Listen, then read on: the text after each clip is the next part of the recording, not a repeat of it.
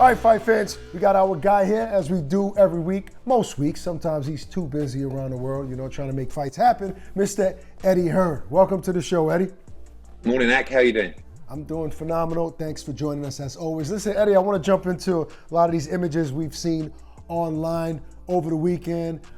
First one that stood out, it's a video of you and Dana White chopping it up ear to ear, and everybody's going crazy. What the hell Eddie and Dana are talking about? Can you elaborate? I was disappointed because the production manager for the UFC came over and said, look, we're going to put you on the big screen, like in between a fight with some other people in the crowd. And I was like, yeah. But I didn't realize when they actually put the camera on me, I was just in Dana White's ear. I wanted to give it the big thumbs up, to the crowd and to the audience. So like the big celebrities. It was like 6 o'clock on Saturday and said, look, are you coming to the show? I know what it's like, people asking for tickets. So right. I'd rather just sort of not be that guy. And he said, look, you got to come. So I came and he put me right next to him on the table next to the octagon. It was my first UFC event. Wow. Actually, I went to one, I think it was Carwin against Lesnar in 2013 or something. But it was amazing. It was amazing to watch everything up close. It was amazing to see the UFC's production in full flow. And it was amazing to learn about the sport. And he was extremely hospitable. AJ was there, Sora was there, some other people, and it was a great energy. It's a great brand, it's a great event, and it was quite, like I said, it was actually quite interesting to learn about the sport and see it up close, because I think as a fight fan, people have got their perception, and probably vice versa as well. But actually, there's a lot more skill to it, obviously, than maybe a fight fan might think, or certainly I would think, and I found it quite fascinating. So there was no negotiation between you and Dana White. You guys wasn't talking business, just small talk. It was more about, there was a huge amount of Brits on the card, and he was sort of saying, look, it's unbelievable. All these Brits are winning. Right. Normally we come to the UK once a year, but we might have to come back in the summer. And I was talking to him about some stadiums that are here. Obviously you had 2 Scousers on the card there. We were talking a little bit about Anfield. Mm-hmm. He was sort of educating me about the fighters, and also during the fight, he'd say, look, see the hold he's got on there. He can't breathe. And it was amazing. It was a great experience, and it was, you can never be too naive to think that you can't watch and learn. Right. I don't mind. My ego can sometimes get a little bit out of control, but yeah. He's a legendary promoter, Dana White. So listen, it was amazing to watch that whole machine in flow. Yeah, no, it's a huge company. Now, you mentioned AJ and Sora. Another thing that I noticed that stood out was pictures of you guys, but there was one image of you, Sora. I think AJ was in the picture, but Frazier Clark, and obviously you posted a picture and you cut him completely out. Now, Eddie, I've done this plenty of times for people, but what was the reason that you cut Frazier out? The reason is because the photo was quite a long way away. Right. And I looked good in the photo. I thought to myself, I looked too good to be that far away. So I'm going to have to zoom in on Instagram. Now, we had to have a casualty, Ak. It happens. We had to lose a man for the zoom in, for the glow up. No doubt. Unfortunately, man down was Frazier Clark. No disrespect to Frazier. We don't promote him. He's only had one fight. I was thinking, we've got to chop one. There's only 2 to chop off the end. It's AJ or it's Frazier. He's a sacrificial I'm sorry, but he actually put quite a funny one up, a picture of his promoter on this one. But I love Frazier. I saw that. But listen, actually, I did like the jacket you had on. I thought you did look spliff. I like that whole look. Now, as far as AJ, did you and AJ chop it up about, hey, maybe a crossover fight one day? You in that cage. That was more Chisora. Chisora kept me in there with Ngannou. I said to the guys, look, we all know that the truth is that fighters get paid more money than MMA stars, right? We all know that. And one thing I would say, and I'm not just standing up for Dana White, is I was joking to the guys like Chisora and AJ that, have you noticed that every MMA fighter that wins jumps out of the cage, runs straight round to Dana White and gives him a cuddle? Yeah. Guys, I'll get in the ring, you don't even want to come near me. So they're obviously doing something right. The fighters are happy. and they feel like they're being treated well. So that's one thing. But I also said to the fighters, this is tough. This is tough. This is brutal. I don't know if all the fighters are happy, by the way, though. No, but I'm sure. Listen, if you ask 100% of boxers, are you happy with your pay and what you're getting? I'm sure 99% of them would say no anyway. But what I'm telling you is the environment appears to be full of happy fighters. Of course, there's fighters who think they should be getting paid more money. But what I did notice was this is brutal. And I said to AJ and Chisora, I think we better stick to the boxing. Right. You know, because this is tough. But Chisora's definitely up for a little go with Ngannou, and I think AJ would be as well. But you know, I got asked some questions last week about Usman. You know, and Dana come out and said, "Look, that's ridiculous." Like, and he's right. Like, it's a complete mismatch. And I think a boxer against someone who can take you down, can suffocate you, can break your arm, can do this. Obviously, that's a disadvantage as well. So, but at some point, a match could come together. And I think it's a heavyweight fight. You know, I think, and Ngannou can box, you know, and actually Chisora can grapple. Dillian White can definitely grapple. So I don't know. I think in the right situation, it could be huge. But, you know, we would only do that with Dana's permission and his willingness. And I don't think he needs to do that. Like, why would he want to see one of his biggest stars get beaten in any discipline? Well, it doesn't really make sense. Because it translates to a lot of money. Listen, there's no secret that McGregor Floyd showed us that. We all knew that was a mismatch. The whole world knew it. I mean, I spoke to Usman last week, and he's very confident about a fight with Canelo, but obviously delusional. But I think it's more so about what they can gain from it, and it's a lot of money. But I want to shift gears real quick. This weekend I was over at MSG, and I ran into a guy by the name of Peter Hearn, okay? And obviously, you know, I was digging and like, hey, what's up? Are we getting Devin Haney, Kambosos? Is Lomachenko out of the picture? I need to know this, off the record. I couldn't get much out of him, Eddie, but he did kind of give me a nudge like, you know, yeah, Devin is in the running. So I need to know from your end, is there any progress, Devin Haney, Kambosos? One day I'm confident, one day I'm not. And I don't really understand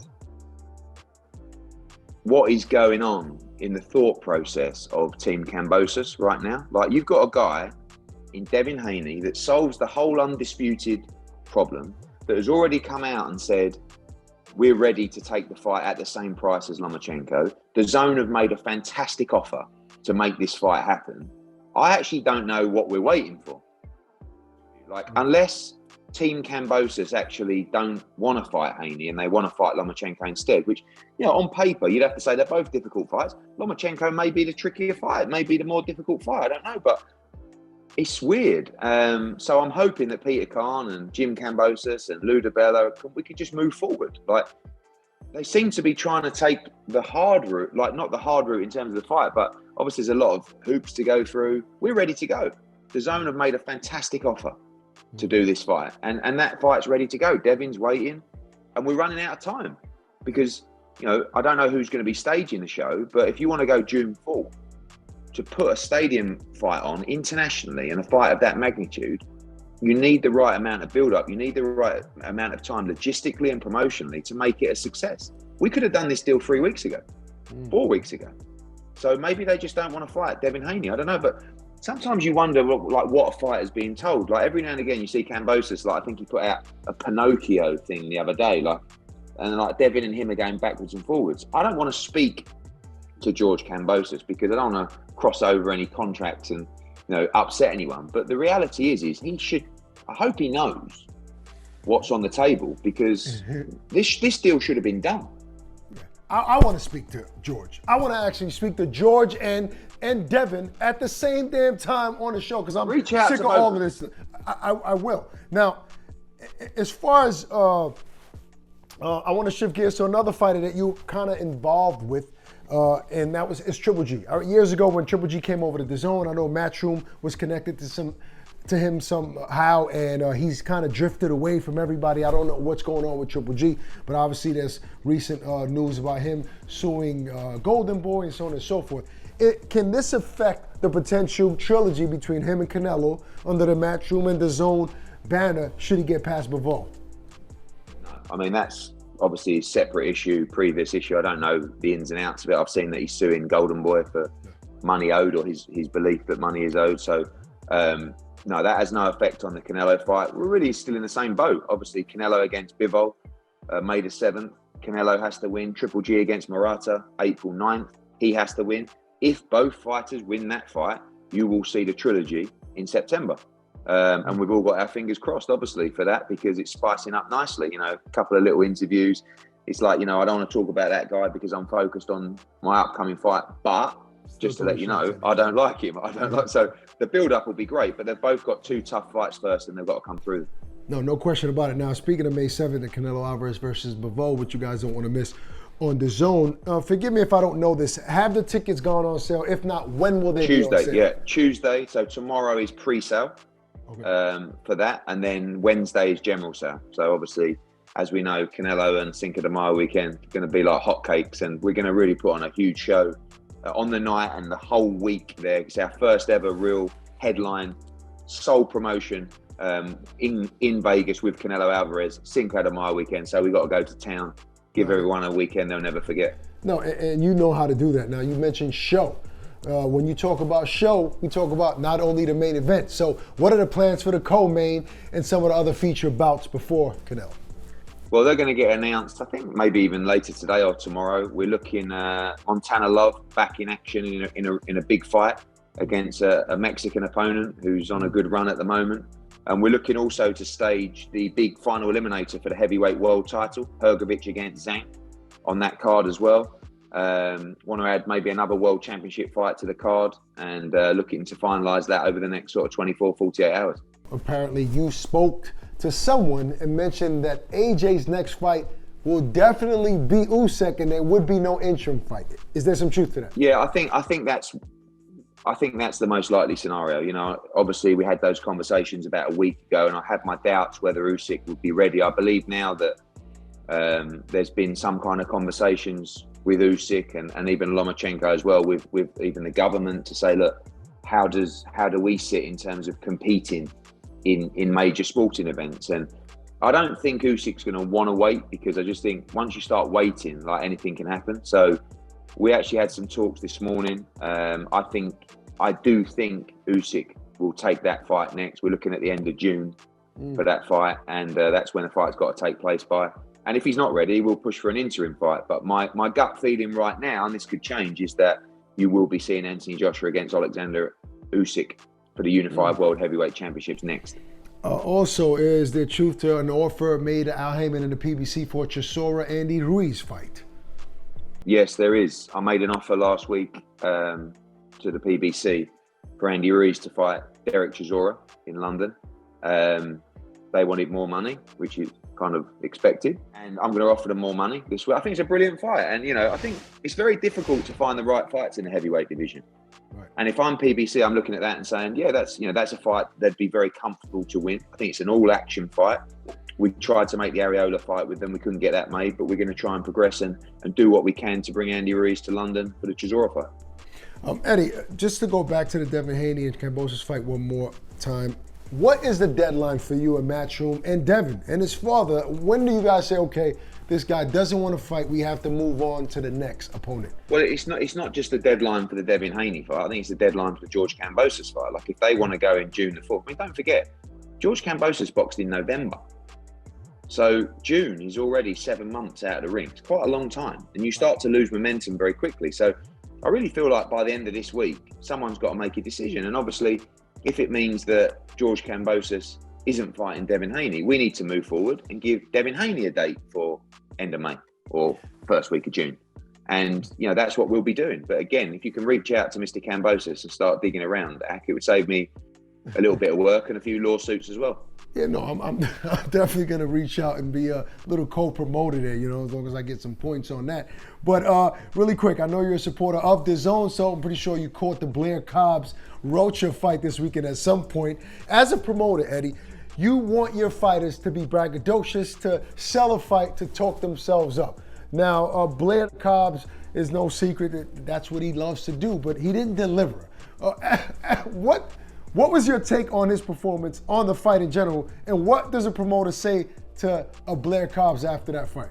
Listen, I like what Blair Cobbs is doing. You know, he's energetic. He's got a big personality. He'll make people want to tune in.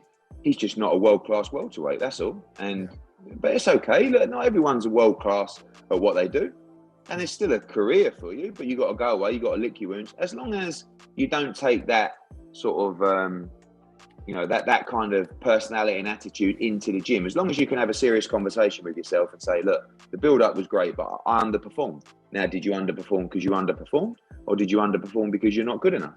Maybe it's a mixture of both, but that's okay. I mean, I haven't caught the whole fight, but it was a difficult event for Golden Boy, and I think they did really well. I think the main event was good. Michael McKinson, had a tough, awkward fight, but he accepted about 8 opponents, having seen Virgil Ortiz fall through, and it was an exciting main event. And Rocha's got a good fan base there in LA. Obviously, with his brother as well, who's going to be fighting Ahmad Aliyev coming up, Rios, and I thought it was a good fight. And Rocha can go on and be in some very exciting fights at 147. I'd like to see Rocha against Mickelson, Rocha against Conor Benn. That's where I was going with next. I mean, about that fight before with Golden Boy, and that's a big fight. Eddie, before you get out of here, any Eddie exclusive? Well, we've kind of gone through them all, really, haven't we? Yeah. What can I tell you? I mean, look, I think the exclusive should really be around the big fight this weekend. Josh Warrington trying to become a 2-time world champion against Kiko Martinez. Hell of a fight. If Josh Warrington wins that fight, we look to do the big Leewood fight, maybe at the City Ground or at Ellen Road. If Kiko wins, you could come back and do Kiko against, I don't know, Michael Conlan in Belfast but I think Navarrette's also looking at this fight very closely at the weekend and saying, I want that fight for the unification. So big week for us this week, around just under 12,000 in Leeds. Going to be a wild atmosphere for a really big World Championship fight. Yeah, nobody wants to miss that. Maybe next week we'll get Kambosos, Haney announcement. Yeah, let's do it. Usyk, whatever. But listen, as always, Eddie, thanks for taking the time. Cheers. We'll talk soon. Cheers, guys. Thank you. All right. Bye.